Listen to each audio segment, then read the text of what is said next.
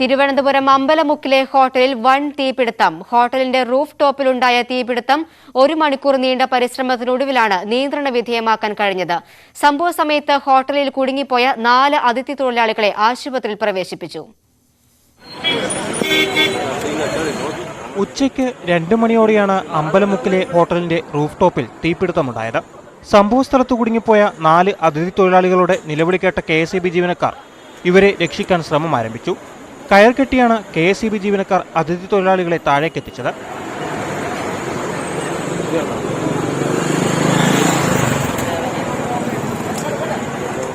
തുടർന്ന് ഇവരെ ആശുപത്രിയിൽ പ്രവേശിപ്പിച്ചു. ഇവരുടെ പരിക്ക് ഗുരുതരമല്ല.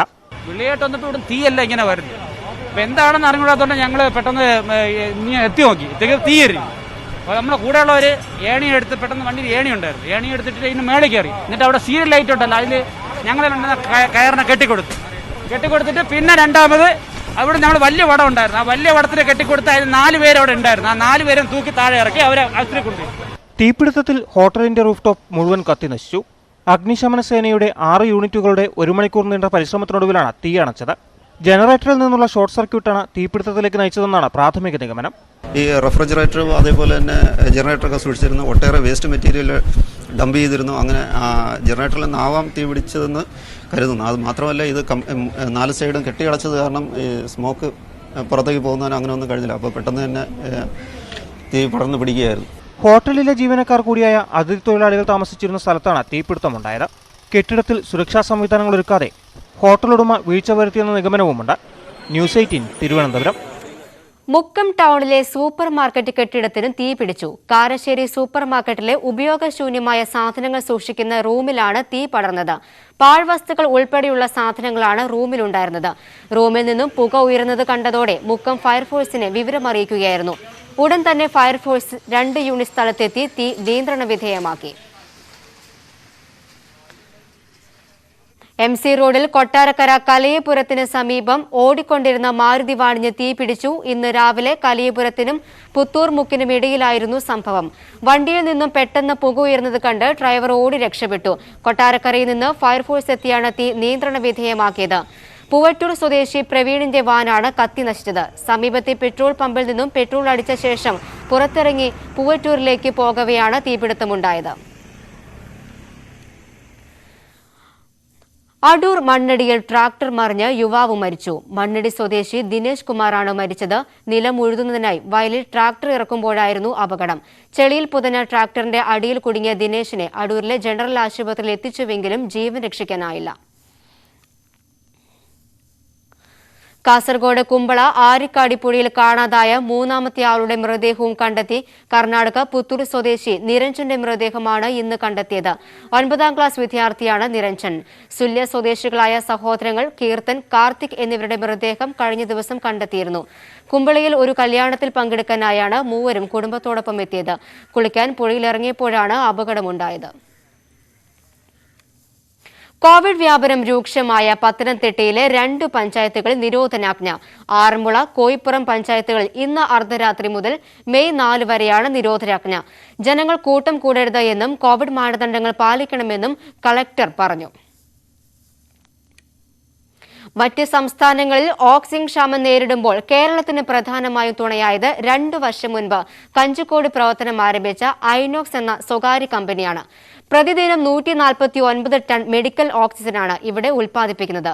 ഇതിനു പുറമെ 2 ഓക്സിജൻ ഫില്ലിംഗ് യൂണിറ്റുകളും കഞ്ചിക്കോട് പ്രവർത്തിക്കുന്നുണ്ട്. 2019 ഡിസംബറിൽ കഞ്ചിക്കോട് പ്രവർത്തനം ആരംഭിച്ച ഐനോക്സ് എയർ പ്രൊഡക്ട്സ് എന്ന കമ്പനിയാണ് ഇപ്പോൾ കേരളത്തിലെ പ്രധാന ഓക്സിജൻ വിതരണക്കാർ. പ്രതിദിനം 149 ടണ്ണാണ് ഉൽപാദനശേഷി. 80 ടൺ ഓക്സിജനെ കേരളത്തിന് ഇപ്പോൾ ആവശ്യം വരുന്നുള്ളൂ എന്നതിനാൽ മറ്റു സംസ്ഥാനങ്ങളിലേക്കും ഓക്സിജൻ വിതരണം ചെയ്യുന്നുണ്ട്. ഐനോക്സ് കമ്പനിക്ക് പുറമെ 2 ഓക്സിജൻ ഫില്ലിംഗ് പ്ലാന്റുകളും കഞ്ചിക്കോട് പ്രവർത്തിക്കുന്നു. മെഡിക്കൽ ആവശ്യത്തിനല്ലാതെ ഓക്സിജൻ സിലിണ്ടറുകൾ നൽകരുതെന്ന് ഇവർക്ക് അധികൃതർ കർശന നിർദ്ദേശം നൽകിയിട്ടുണ്ട്. കൂടുതൽ സിലിണ്ടറുകൾ കരുതി വെക്കണമെന്ന നിർദ്ദേശവും ലഭിച്ചിട്ടുണ്ടെന്ന് Venkateswara air products company executive director P Senthilkumar പറഞ്ഞു. കംപ്ലീറ്റായിട്ട് ഇൻഡസ്ട്രിയൽ സപ്ലൈ എല്ലാத்தையும் കട്ട് ചെയ്തിട്ട് ഇപ്പോൾ കംപ്ലീറ്റ് அதை கன்வெர்ட் செய்து மெடிக்கலுக்கு மட்டும் கொடுத்துட்டு. இது எல்லாமே மெடிக்கல் சிலிண்டர் நம்ம இடத்துல டெய்லி வந்து ஒரு 600 எண்ணெய் ஃபில்லிங் ஆகிறதுக்கு கெப்பாசிட்டி உண்டு. நம்ம ஓன் டிரான்ஸ்போர்ட் வெஹிக்கிள் உண்டு சார். ஸோ நம்ம இவிட இனாக்ஸ் கஞ்சிக்கோட்லேருந்து லிக்விட் இருக்குது. இல்லை புறத்திருந்து JSW அந்த மாதிரி பெல்லாரி അവിടെ இருந்து எடுத்துகிட்டு வந்து இவரை டேங்க்கில் സ്റ്റോർ ചെയ്തിട്ട് സിലിണ്ടറിൽ ഫില്ലിംഗ് ആക്കിയിട്ട് കൊടുക്കുന്നത്. സംസ്ഥാനത്ത് കോവിഡ് കേസുകളുടെ എണ്ണം വർദ്ധിച്ച സാഹചര്യത്തിൽ ഓക്സിജൻ ഉപയോഗവും വർദ്ധിച്ചിട്ടുണ്ട്. പ്രതിദിനം 2 ടൺ ഓക്സിജനാണ് അധികമായി വരുന്നത്. എന്നാൽ നിലവിലെ സാഹചര്യത്തിൽ ആശങ്കപ്പെടേണ്ടതില്ലെന്ന് ഓക്സിജൻ വിതരണത്തിന്റെ മേൽനോട്ടം വഹിക്കുന്ന petroleum and explosive safety organisation അധികൃതർ വ്യക്തമാക്കുന്നു. കേരളത്തിൽ നിലവിൽ ഓക്സിജൻ ക്ഷാമം നേരിടുന്നില്ലെങ്കിലും കോവിഡ് വ്യാപനം കണക്കിലെടുത്ത് കൂടുതൽ ജാഗ്രത പാലിക്കണമെന്നാണ് കമ്പനി ഉടമകൾക്ക് അധികൃതർ നൽകിയിട്ടുള്ള നിർദ്ദേശം. കഞ്ചിക്കോട് നിന്നും ക്യാമറാമാൻ പ്രജിത് കൊങ്ങാടിനോടൊപ്പം പ്രസാദ് ഉടുമ്പശ്ശേരി, ന്യൂസ് 18. രാജ്യം ഓക്സിജനു വേണ്ടി നെട്ടോട്ടമോടുമ്പോൾ പൊതുമേഖലാ സ്ഥാപനമായ കൊല്ലം KMML ഓക്സിജൻ വിൽപ്പനയിൽ പുതുചരിത്രം രചിക്കുകയാണ്. 6 മാസത്തിനിടെ പ്ലാന്റിൽ നിന്ന് 1000 ടണ്ണിലധികം ഓക്സിജനാണ് സംസ്ഥാനത്തെ ആരോഗ്യ മേഖലയിലെ ആവശ്യങ്ങൾക്കായി നൽകിയത്. പ്രതിദിനം 70 ടൺ ഓക്സിജൻ ഉൽപ്പാദിപ്പിക്കാവുന്ന പ്ലാന്റ് കഴിഞ്ഞ ഒക്ടോബറിലാണ് പ്രവർത്തനം ആരംഭിച്ചത്. KMMLന്റെ വ്യാവസായിക ആവശ്യങ്ങൾക്ക് വേണ്ടിയാണ് ഓക്സിജൻ പ്ലാന്റ് പ്രവർത്തനം തുടങ്ങിയതെങ്കിലും കോവിഡ് സാഹചര്യത്തിൽ കൂടുതൽ പ്രയോജനപ്പെട്ടത് സംസ്ഥാനത്തെ ആരോഗ്യ മേഖലയ്ക്ക്. പ്ലാന്റിന്റെ പ്രവർത്തനങ്ങൾക്ക് പ്രതിദിനം 63 ടൺ ഓക്സിജനാണ് ഉപയോഗിക്കുന്നത്. ബാക്കിയുള്ള 7 ടൺ ഓക്സിജൻ സംസ്ഥാനത്തെ ആരോഗ്യ മേഖലയിലേക്ക് കയറ്റി അയക്കുന്നു. ഫാക്ടറി ഉപയോഗത്തിന് ശേഷമുള്ള ദ്രവീകൃത ഓക്സിജനാണ് ആശുപത്രികൾക്ക് നൽകുന്നത്. കേരളത്തിൻ്റെ ആരോഗ്യ മേഖലയ്ക്ക് ആവശ്യമായി വരുന്ന മെഡിക്കൽ ഓക്സിജൻ്റെ ഏകദേശം 10% ദിവസേന നൽകാൻ KMMLന്റെ പുതുതായി കമ്മീഷൻ ചെയ്ത ഓക്സിജൻ പ്ലാന്റിന് സാധ്യമാകുന്നു. ഇത് എല്ലാ ദിവസവും സർട്ടിഫൈഡ് ടാങ്കുകളിൽ കേരളത്തിൻ്റെ വിവിധ ജില്ലകളിലുള്ള മെഡിക്കൽ കോളേജുകളിലേക്കും ആശുപത്രികളിലേക്കും സപ്ലൈ ചെയ്യുന്നു. 1 ടൺ ഓക്സിജന് കേന്ദ്രം നിശ്ചയിച്ചിട്ടുള്ള വിലയേക്കാൾ കുറഞ്ഞ നിരക്കിലാണ് KMML ആരോഗ്യ മേഖലയ്ക്ക് നൽകുന്നത്. 1 കോടിയിലധികം രൂപയാണ് ഓക്സിജൻ വിൽപ്പനയിലൂടെ KMMLന് ഇതുവരെ ലഭിച്ചത്. ന്യൂസ് 18 കൊല്ലം. തൃശൂരിൽ നിന്നും ഒരു ആശ്വാസ വാർത്ത. കോവിഡ് രോഗികൾക്ക് കിടക്കയ്ക്കരികിൽ പൈപ്പ് ലൈനിലൂടെ ഓക്സിജൻ എത്തിക്കുന്ന സംവിധാനമൊരുക്കി തൃശൂർ മെഡിക്കൽ കോളേജ്. പ്രാണ എന്ന് പേരിട്ട പദ്ധതി സംസ്ഥാനത്ത് ആദ്യമാണ്. ജീവവായു കിട്ടാതെ കോവിഡ് രോഗികൾ പിടഞ്ഞു മരിക്കുന്ന കരളലിയിക്കുന്ന വാർത്തകൾക്കിടയിലാണ് തൃശൂരിൽ നിന്ന് ഈ ആശ്വാസ വാർത്ത. സിലിണ്ടറുകളുടെ സഹായമില്ലാതെ പൈപ്പ് ലൈനിലൂടെ ഓരോ രോഗിയുടെയും കിടക്കയ്ക്കരികിലേക്ക് ഓക്സിജൻ എത്തിക്കുന്നു. 6 വാർഡുകളിലായി 500 കട്ടിലുകളിലേക്കാണ് നേരിട്ട് ഓക്സിജൻ എത്തിക്കുന്നത്. ജൂലൈയിലാണ് പദ്ധതിക്ക് തുടക്കമിട്ടത്. നമ്മുടെ ഉദ്ദേശം വരുന്നത് ഫസ്റ്റ് ഫേസ് ആയിട്ട് ഒരു 400 ബെഡിന് ഓക്സിജൻ, അത് പ്രത്യേകിച്ചും കോവിഡ് രോഗികൾ കിടക്കുന്ന വാർഡിലേക്ക് നൽകുക എന്നുള്ളതായിരുന്നു നമ്മുടെ ലക്ഷ്യം. അതിന് ഏതാണ്ട് 66 ലക്ഷം രൂപ പ്രൈവറ്റ് പാർട്ടിസിപ്പേഷനായിട്ട് നമുക്ക് ലഭിക്കുകയും അതിൽ ഒരു 300ഓളം ബെഡുകൾക്ക് നമ്മൾ ഇപ്പോൾ തന്നെ റെഡിയാക്കി. 216 ബെഡുകൾ നമ്മുടെ കോവിഡ് ഏരിയയിലും 110 ബെഡുകൾ നോൺ കോവിഡ് ഏരിയയിലുമായിട്ടാണ് സജ്ജീകരിച്ചിരിക്കുന്നത്. സ്ഥിതിഗതികൾ ഗുരുതരമാകുമെന്ന് മുൻകൂട്ടി കണ്ട മെഡിക്കൽ കോളേജിലെ ഡോക്ടർമാരാണ് പദ്ധതി വിഭാവനം ചെയ്തത്. നിലവിൽ 150ഓളം രോഗികൾ ഓക്സിജനെ ആശ്രയിക്കുന്നുണ്ട്. കോവിഡ് വന്ന രോഗികളെ വെന്റിലേറ്ററിൽ കിടത്തിയിട്ട് നമുക്കുള്ള റിസൾട്ടുകളൊന്നും അത്ര ആശാവഹമല്ല. പക്ഷേ ഏർലി ആയിട്ട് നമുക്ക് ഓക്സിജൻ തെറാപ്പിയും സ്റ്റിറോയിഡ്സും സ്റ്റാർട്ട് ചെയ്യാൻ പറ്റുവാണെങ്കിൽ നമുക്ക് ഡെഫിനറ്റ്ലി നമുക്ക് ആ വെന്റിലേറ്ററിലേക്ക് രോഗികൾ പോകുന്നത് കുറയ്ക്കാൻ പറ്റും. അത് നമ്മുടെ ഒരു പ്രാക്ടിക്കൽ എക്സ്പീരിയൻസ് തന്നെയാണ്. പൊതുജന പങ്കാളിത്തത്തോടെ നടപ്പാക്കിയ പദ്ധതിക്ക് 65 കോടി രൂപയാണ് ചെലവ്. മെഡിക്കൽ കോളേജിലെ ഓക്സിജൻ പ്ലാന്റിലേക്ക് കഞ്ചിക്കോട് നിന്നാണ് ലിക്വിഫൈഡ് ഓക്സിജൻ എത്തിക്കുന്നത്. സാധാരണ 6 ദിവസങ്ങൾക്കിടയിൽ നിറയ്ക്കുന്ന പ്ലാന്റ് കോവിഡ് രോഗികൾ വർദ്ധിച്ചതോടെ 1.5 ദിവസം കൊണ്ട് കാലിയാകും. അതിനാൽ ഓക്സിജൻ ഉൽപ്പാദിപ്പിക്കുന്ന ഒരു പ്ലാന്റ് കൂടി നിർമ്മിക്കുന്നുണ്ട്.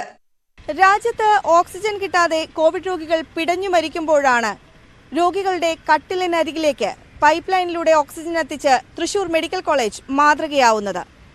വുഹാനിൽ സ്ഥിതി രൂക്ഷമാകുന്നത് കണ്ടാണ് ഇത്തരമൊരു സംരംഭം മെഡിക്കൽ കോളേജിൽ ആരംഭിച്ചത്. ഇതിന്റെ 2ാം ഘട്ട പ്രവർത്തനത്തിലാണ് ഇപ്പോൾ അധികൃതർ. ക്യാമറാമാൻ KP ധനേഷിനോടൊപ്പം സുവി വിശ്വനാഥൻ, ന്യൂസ് 18 തൃശൂർ. ഇടുക്കിയിലെ ആദിവാസി സങ്കേതമായ മാങ്കുളം കള്ളക്കൂട്ടിക്കുടിയിൽ പാലം നിർമ്മാണം വൈകുന്നതിൽ പ്രതിഷേധം. മഹാപ്രളയത്തിൽ തകർന്ന പാലം റീബിൽഡ് കേരള പദ്ധതിയിൽ നിർമ്മിക്കുമെന്ന് പ്രഖ്യാപനമുണ്ടായെങ്കിലും പിന്നീടൊന്നും നടന്നില്ല. നിരവധി ആദിവാസി കുടുംബങ്ങൾക്ക് പുറം ലോകവുമായി ബന്ധപ്പെടുന്നതിനുള്ള ഏക ആശ്രയമാണ് ഈ പാലം. മാങ്കുളം ഗ്രാമപഞ്ചായത്തിലെ പ്രധാന ആദിവാസി ഗ്രാമമാണ് കള്ളക്കൂട്ടിയിലേത്. മഹാപ്രളയത്തിലാണ് ഇവിടേക്കുള്ള പാലം ഒലിച്ചുപോയത്. യാത്രാ സൗകര്യം നിലച്ചതോടെ പാലം ഉടൻ നിർമ്മിക്കുമെന്ന് അധികൃതർ അറിയിച്ചു. എന്നാൽ 2.5 വർഷം പിന്നിട്ടിട്ടും പാലത്തിന്റെ നിർമ്മാണം തുടങ്ങിയില്ല. ദൈനംദിന ആവശ്യങ്ങൾക്കായി ഇവിടുത്തുകാർ പുഴ കടന്നു വേണം മാങ്കുളം ടൗണിലെത്താൻ. 2 പാലം അവിടെ പണിതെന്ന് വെച്ചാൽ ഈ മഴവെള്ള പഞ്ചലിന് 2 പാലവും പോയി കഴിഞ്ഞപ്പോൾ അവർ മഴക്കാലമായി കഴിഞ്ഞാൽ അവർക്ക് യാതൊരു ആശുപത്രി പോകാനോ അങ്ങനെയുള്ള യാതൊരു ആഹാരങ്ങൾ അവിടെ കൊണ്ടെത്തിക്കാനുള്ള ഒരു ഇതില്ല. അത് എത്രയും വേഗം ആ പാലം പണി ദ്രുതഗതിയിൽ തന്നെ ചെയ്തു കൊടുത്തു കഴിഞ്ഞാൽ അത് നല്ലതായിരിക്കും. കഴിഞ്ഞ 2 മഴക്കാലങ്ങളിലും യാത്ര ചെയ്യുവാൻ ഇവിടുത്തെ ആദിവാസി കുടുംബങ്ങൾ ഏറെ കഷ്ടത അനുഭവിച്ചിരുന്നു. താൽക്കാലിക ഈറ്റില പാലം നിർമ്മിച്ചതായിരുന്നു യാത്ര. പ്രളയ പുനരധിവാസ പദ്ധതികളും ആദിവാസി മേഖലകളിലെ മറ്റ് വികസന പ്രവർത്തനങ്ങൾക്കുമായി വൻ തുകകൾ ചിലവഴിക്കപ്പെടുമ്പോഴും ഏറെ പിന്നോക്ക ജീവിതം നയിക്കുന്ന മാങ്കുളം കള്ളക്കുട്ടിയിലെ ആദിവാസികൾക്ക് പുറം ലോകവുമായി ബന്ധപ്പെടാൻ യാതൊരു മാർഗവുമില്ല. ആശുപത്രി ആവശ്യങ്ങൾക്ക് പോലും യാത്ര ചെയ്യാൻ കഴിയാതെ ഈ മഴക്കാലവും എങ്ങനെ അതിജീവിക്കുമെന്നാണ് ഈ ആദിവാസി കുടുംബങ്ങൾ ചോദിക്കുന്നത്. ന്യൂസ് 18 മാങ്കുളം. കാസർഗോഡ് നഗരത്തിൽ കുടിവെള്ളക്ഷാമം രൂക്ഷം. വാട്ടർ അതോറിറ്റിയുടെ കുടിവെള്ള വിതരണം മുടങ്ങിയതാണ് പ്രതിസന്ധിക്ക് കാരണം. കാസർഗോഡ് നഗരസഭാ പരിധിയിലെ തളങ്കര, നെല്ലിക്കുന്ന്, കടപ്പുറം, അണങ്കൂർ തുടങ്ങിയ പ്രദേശങ്ങളിലാണ് കുടിവെള്ളക്ഷാമം രൂക്ഷമായത്. ജല അതോറിറ്റിയുടെ കുടിവെള്ള വിതരണം മുടങ്ങിയതാണ് പ്രതിസന്ധി രൂക്ഷമാകാൻ കാരണം. നഗരസഭയുടെ നേതൃത്വത്തിൽ വാഹനങ്ങളിൽ ശുദ്ധജലം എത്തിച്ചു നൽകുന്നത് പ്രദേശവാസികൾക്ക് താൽക്കാലിക ആശ്വാസമായി. എല്ലാ ദിവസങ്ങളിലും ആവശ്യമുള്ള സ്ഥലങ്ങളിലേക്ക് ഓരോ ട്രിപ്പായി അതിൻ്റെ മാനദണ്ഡങ്ങളനുസരിച്ചിട്ട് കുടിവെള്ള വിതരണം എത്തിക്കാനുള്ള സംവിധാനം കാസർഗോഡ് നഗരസഭ ഒരുക്കിയിട്ടുണ്ട്. ഒരു ദിവസം ഒന്നോ അതിൽ കൂടുതലോ വാർഡുകൾക്ക്, ഏറ്റവും രൂക്ഷമായ പ്രതിസന്ധി നേരിടുന്ന വാർഡുകളിലേക്ക് കൃത്യമായി വെള്ളം എത്തിക്കാനുള്ള സംവിധാനമാണ് നമ്മൾ ഏർപ്പെടുത്തിയിട്ടുള്ളത്.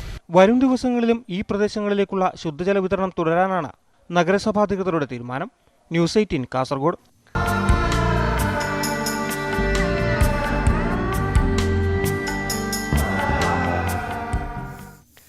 പ്രതിസന്ധികളെ തരണം ചെയ്ത് കായംകുളം പത്തിയൂർ ഉള്ളിട്ടപ്പുഞ്ചിയിലിറക്കിയ കൃഷിക്ക് 100 മേനി. 170 ഏക്കറിലാണ് കൃഷി ഇറക്കിയിരുന്നത്. 100 ഏക്കറിൽ പാട്ടകൃഷി ഗ്രൂപ്പുകളും ബാക്കി 70 ഏക്കറിൽ നില ഉടമകളുമാണ് കൃഷി ഇറക്കിയത്. ജ്യോതി, മണിരത്നം ഇനം നെല്ലുകളാണ് കൃഷി ചെയ്തത്. പാടത്ത് ബണ്ട് കെട്ടുന്നതിനടക്കം വന്ന കാലതാമസം കാരണം കൃഷി ഏറെ വൈകിയിരുന്നു. ഇതോടെ പാടം നിറയെ പായൽ മൂടി. ബണ്ടിന്റെ പല ഭാഗങ്ങളും മടവീഴ്ചയിൽ മുറിഞ്ഞു. പുറംബണ്ടിന്റെ ബലക്കുറവും കർഷകരെ അലട്ടിയിരുന്നു. നെല്ലിന്റെ രോഗവും കർഷകരെ പ്രതിസന്ധിയിലാക്കി. ഇവയെല്ലാം തരണം ചെയ്താണ് ഉള്ളിട്ടപുഞ്ചയിൽ നിന്നും 100 മേനി കൊയ്തെടുത്തത്. ഇവിടെ നമ്മൾ ജനുവരി 1-ാം തീയതിയാണ് വിതച്ചത്. അന്ന് തൊട്ട് വെള്ളത്തിൻ്റെ ബുദ്ധിമുട്ടുകളോ, കഴിഞ്ഞ പ്രാവശ്യമൊക്കെ വെള്ളത്തിന് ഭയങ്കര ബുദ്ധിമുട്ടായിരുന്നു. ഇപ്രാവശ്യം വെള്ളത്തിനൊന്നും യാതൊരു ബുദ്ധിമുട്ടുമില്ല. എല്ലാ ഭാഗത്തുനിന്നും നല്ല ഇടപെടലുകളാണ് ഉണ്ടായിരിക്കുന്നത്. അതുപോലെ തന്നെ പഞ്ചായത്തിൻ്റെ ആയാലും കൃഷി ഓഫീസിൻ്റെ ആയാലും നല്ല സഹകരണമാണ്. കഴിഞ്ഞ പ്രാവശ്യം ഞങ്ങൾക്ക് കൃഷി നഷ്ടമായിരുന്നു. ഇപ്രാവശ്യം ഞങ്ങൾ 160 ഏക്കറോളം ഞങ്ങളിവിടെ കൃഷി ചെയ്തിട്ടുണ്ട്. പകുതിയോളം പാട്ടമാണ്. കോവിഡ് മാനദണ്ഡങ്ങൾ പാലിച്ച് നടത്തിയ വിളവെടുപ്പ് ഉത്സവം പത്തിയൂർ പഞ്ചായത്ത് പ്രസിഡന്റ് എലൂഷ ഉദ്ഘാടനം ചെയ്തു. കോവിഡ് പ്രതിസന്ധി കാലത്ത് അതിജീവനത്തിനായുള്ള പോരാട്ടത്തിലാണ് ഈ കർഷകർ. ന്യൂസ് 18 കായംകുളം. കഴിഞ്ഞ 5 വർഷമായി ജനകീയ കൂട്ടായ്മയിൽ പച്ചക്കറി കൃഷി നടത്തി മാതൃകയാവുകയാണ് പാലക്കാട്ടെ മേപ്പാടം ഗ്രാമം. CPM മേപ്പാടം ബ്രാഞ്ച് കമ്മിറ്റിയുടെ നേതൃത്വത്തിൽ നടത്തുന്ന കൃഷിയിലൂടെ വിളവെടുക്കുന്ന പച്ചക്കറിയെല്ലാം സൗജന്യമായാണ് നാട്ടുകാർക്ക് വിതരണം ചെയ്യുന്നത്.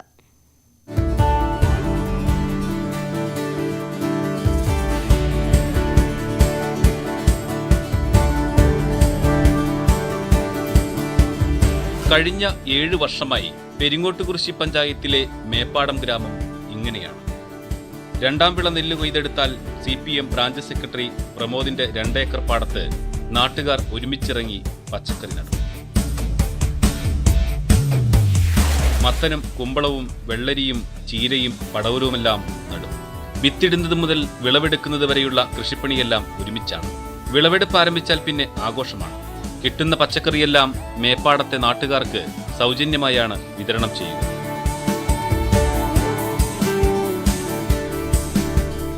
ഇവിടെ ഉണ്ടാവുന്ന സാധനങ്ങൾ എന്തോ അത് മുഴുവനും ഇവിടെയുള്ള ജനങ്ങൾ തികച്ചും സൗജന്യമായി എല്ലാവരും കൂടി പങ്കിട്ടെടുക്കുന്ന ഒരു പ്രത്യേകതരം ഇതാണ് ഇവിടെയുള്ളത്. അപ്പോൾ അതുകൊണ്ട് തന്നെ ഇവിടെയുള്ള ജനങ്ങൾ ലാഭമോ ഒന്നും നോക്കാതെ ഈ പാടത്ത് വന്ന് പണിയെടുക്കുന്നതിനും അതുപോലെയുള്ള എല്ലാ പ്രവർത്തനങ്ങൾക്കും അവർക്ക് കിട്ടുന്ന സമയം ഇവിടെ വന്നിട്ട് ചെലവഴിച്ച് അവരുടെ ഒരു സാമ്പത്തികപരമായിട്ടുള്ള ഒന്നും നോക്കാതെയാണ് ഇവിടെ വന്ന് ചെയ്യുന്നത്. CPM മേപ്പാടം ബ്രാഞ്ചിന്റെ നേതൃത്വത്തിലാണ് ഈ ജനകീയ കൂട്ടായ്മ. ഇത്തവണ ആദ്യഘട്ടത്തിൽ 3 ടണ്ണോളം പച്ചക്കറി ലഭിച്ചു. 2ാം ഘട്ട വിളവെടുപ്പ് തുടരുകയാണ്. ഇത്തവണത്തെ വിഷുവിന് 300ഓളം വീടുകളിലാണ് സൗജന്യമായി പച്ചക്കറി വിതരണം ചെയ്തത്. അടുത്ത തവണ മീൻ വളർത്തൽ ഉൾപ്പെടെ കൂടുതൽ കൃഷി ചെയ്യാനുള്ള ഒരുക്കത്തിലാണ് നാടിനാകെ മാതൃകയായ ഈ ജനകീയ കൂട്ടായ്മ. ന്യൂസ് 18 പാലക്കാട്. ഹൈറേഞ്ചിലെ കർഷകരുടെ മുഖ്യ വരുമാനമായിരുന്ന കമുക് കൃഷി പടിയിറങ്ങുന്നു. വിലയിടിവും വിളവ് ലഭിക്കാത്തതുമാണ് പലരും കൃഷി ഉപേക്ഷിക്കാൻ കാരണം. മലയോരത്ത് നിന്ന് കമുക് കൃഷി പാടെ നീങ്ങുന്നു. കുടിയേറ്റ കാലം തൊട്ട് പ്രധാന നാണ്യവിളകളിൽ ഒന്നായി എല്ലാ കർഷകരും കൃഷി ചെയ്തു വന്നിരുന്ന കമുക് വളരെ വിരളമായി മാത്രമേ ഹൈറേഞ്ചിലെ കൃഷിഭൂമിയിൽ ഇപ്പോൾ കാണാനുള്ളൂ. കുരുമുളകിനും കൊക്കോയ്ക്കും ഏലത്തിനുമൊപ്പം ഹൈറേഞ്ചിലെ കർഷകരുടെ പ്രധാന വരുമാന മാർഗമായിരുന്നു കമുക് കൃഷി. അടയ്ക്കയ്ക്ക് മുൻകാലങ്ങളിൽ മികച്ച വിലയും ലഭിച്ചിരുന്നു. എന്നാൽ പലതരം കീടബാധയുണ്ടായതോടെ കമുക് കൃഷി നശിച്ചു. തോട്ടങ്ങളിലേക്ക് രോഗബാധ പടർന്നതോടെ ഹൈറേഞ്ച് മേഖലയിൽ കമുക് കൃഷി നാമമാത്രമായി. ഹൈറേഞ്ച് കർഷകരുടെ ഒരു നാണ്യവിളയുടെ ഒരു പ്രധാന ഭാഗമായിരുന്നു കവുങ്ങ്. അതിൽ നിന്ന് അടയ്ക്ക ഒരു സീസണിൽ നല്ല ഒരു വരുമാനം കിട്ടുന്ന ഒരു രീതിയായിരുന്നു. അപ്പോൾ പുതുതായിട്ട് കവുങ്ങ് കൃഷിക്ക് ആരും ഇറങ്ങാറില്ല. അതിൻ്റെ സംഭവം എന്താണെന്ന് ചോദിച്ചാൽ കവുങ്ങിനുണ്ടാകുന്ന കീടബാധയും ഉൽപ്പാദനക്കുറവ് സംഭവിക്കുന്നു എല്ലാമാണ്. ഒരു കവുങ്ങ് നട്ട് കായ്ച്ചു വന്നു കഴിഞ്ഞ് ഒരു 2-3 കൊല്ലം കഴിയുമ്പോഴത്തേക്കും അതിൻ്റെ മണ്ട മഞ്ഞളിച്ച് പോകുന്നു, കൂമ്പ് കുറുകി പോകുന്നു, അങ്ങനെ നശിച്ചു പോകുന്നു. പുതിയതായിട്ട് ആരും കവുങ്ങ് കൃഷിയിലേക്ക് വരുന്നില്ല. അതുകൊണ്ട് ഹൈറേഞ്ചിൽ നിന്ന് കവുങ്ങ് കൃഷി ഏറെക്കുറെ അപ്രത്യക്ഷമായിക്കൊണ്ടിരിക്കുകയാണ്. കൃഷിയിൽ നിന്ന് ലഭിക്കുന്ന വരുമാനത്തെക്കാൾ ചെലവ് കൂടിയതോടെ പലരും കൃഷി ഉപേക്ഷിച്ചു. ഉൽപാദനം പകുതിയിൽ താഴെയായതോടെ വില ഉയർന്നാലും കർഷകർക്ക് ഗുണം ലഭിക്കുന്നില്ല. അതേസമയം രോഗം വന്ന് കൃഷി നശിച്ചാൽ നഷ്ടപരിഹാരം ലഭിക്കാത്തതും കർഷകരെ സാമ്പത്തിക ബാധ്യതയിലേക്ക് തള്ളിവിടുന്നു. കൃഷി വകുപ്പിന്റെ പിന്തുണ ഉണ്ടെങ്കിൽ മാത്രമേ കൃഷിയിൽ മുന്നോട്ടു പോകാനാകൂവെന്ന് കർഷകർ പറയുന്നു. ന്യൂസ് 18 ഇടുക്കി. ഇക്കൊല്ലവും മംഗളാദേവിയിൽ ചിത്ര പൗർണമി ഉത്സവം നടത്തിയില്ല. തോപ്രാംകുടി മഹാദേവ ക്ഷേത്രത്തിൽ മംഗളാദേവിയെ വിഗ്രഹം എത്തിച്ച് ആചാരപരമായ ചടങ്ങുകൾ നടത്തി. സൂര്യൻ ജയസൂര്യൻ ഭട്ടതിരിപ്പാടിന്റെ കാർമ്മികത്വത്തിൽ കലശവും പൊങ്കാലയും നടന്നു. തമിഴ്നാട്, കേരള സർക്കാരുകളുടെ സംയുക്ത തീരുമാനത്തെ തുടർന്നാണ് ഉത്സവം ചടങ്ങു മാത്രമായി നടത്തിയത്.